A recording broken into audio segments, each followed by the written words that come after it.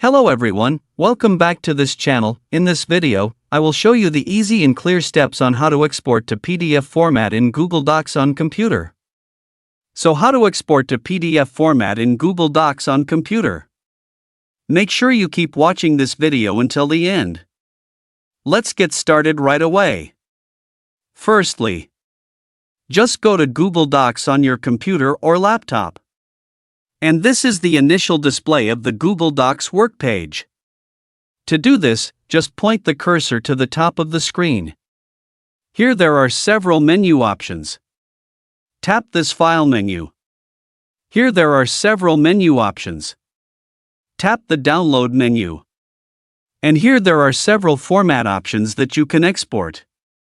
Select the PDF document format. Now the export is complete. See the results at the top right of the screen display. This is the export result. This function is to export Google Docs documents to PDF format on the computer, making it easier to share and print without changing the format. So that's it, tutorial how to export to PDF format in Google Docs on computer. Thank you for watching.